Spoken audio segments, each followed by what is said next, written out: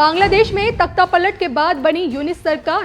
शेख हसीना पर यूनिस सरकार सख्त। इंटरनेशनल कोर्ट में बांग्ला सरकार का बयान, शेख हसीना को 1400 बार मिलेगी मौत की सजा।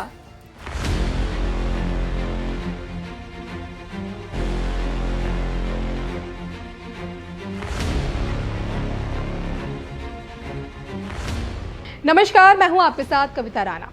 बांग्लादेश में जब से तख्ता पलट हुआ है तभी से सोचिए बांग्लादेश कट्टरपंथियों के रास्ते पर चल पड़े हैं। अल्पसंख्यकों पर जुल्म हो रहे हैं, कोई बोलने वाला नहीं है। तो वहीं भ्रष्टाचार के आरोप में जेल जा चुके और फिर किस्मत पलटी बांग्लादेश के पीएम भी बन चुके हैं। नाम है यूनिस। ये जो कट्टरपंथी यूनिस है ना, बहुत ही अजीब है। क्योंकि सोचिए, जिस यूनिस को दुनिया में बचत का नियम जिन्होंने बताया, गरीबों के लिए अपनी जिंदगी जी, उनके लिए काम किया और दुनिया ने इनका सम्मान किया, इन्हें नोबेल पुरस्कार दिया, लेकिन दुनिया को जीने का रास्ता बताने वाले यूनिस अब कहीं खो गए हैं। सोचिए क्यों? क्योंकि जो यूनिस बांग्लादेश का पीएम बने हैं वो काफी कठोर और बहुत ही ज्यादा कट्टरपंथी हो गए। उनकी जुबान पर अब मिठास नहीं है और अब वो कड़वा बोलते हैं। समाज को अपनी बातों से जलाने की बात करते और चाहते हैं कि बांग्लादेश इंसानियत लबाड़ा छोड़ खूंखार बन जाए और इंसानियत का खून बहाए।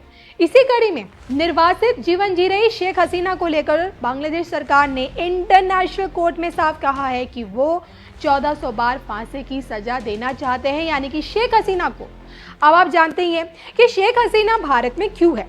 5 अगस्त 2024 को बांग्लादेश में एक छात्र आंदोलन की शुरुआत हुई और देखते ही देखते यह आंदोलन बड़े रूप में हो गया और सत्ता से सरकार को गिराकर अपनी सरकार बना लेता है और अब बांग्लादेश को कट्टरपंथी राष्ट्र बना रहा है। तभी तो बांग्लादेश की अंतरिम सरकार के वकील ताजुल इस्लाम ने इंटरनेशनल कोर्ट में साफ कहा है कि हम शेख हसीना को उसके किए की सजा देना चाहते हैं।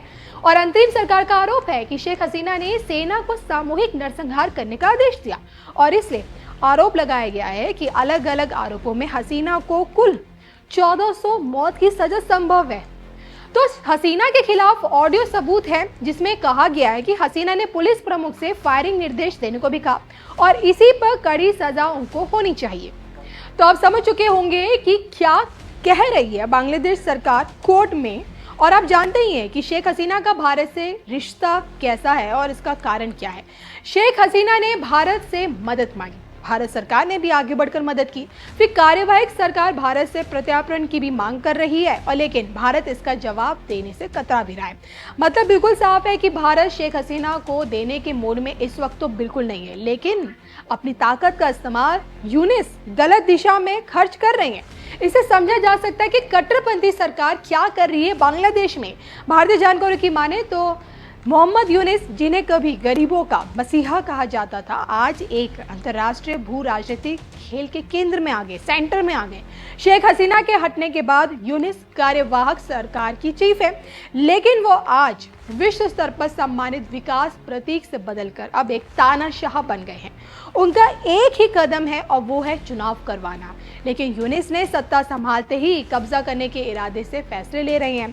और तो और यूनिस साहब पाकिस्तान और चीन की गोद में भी जाकर बैठ चुके हैं, जबकि भारत के इन दोनों दुश्मन मुल्कों का बांग्लादेश में सोचिए भू राजनीतिक लाभ छिपा हुआ, आप भी जानते हैं। इसके साथ ही साथ एक तथ्य ये भी है कि इन दोनों देशों की अपनी कोई लोकतांत्रिक साख बिल्कुल नहीं है। दोनों देश बांग्लादेश पर कब्जा चाहते हैं, जैसे भारत हमेशा की तरह परेशान रहे।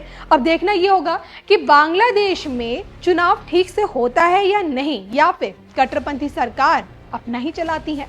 आपको क्या लगता है, भविष्य क्या होगा आने वाले समय में, वो भी बांग्लादेश का?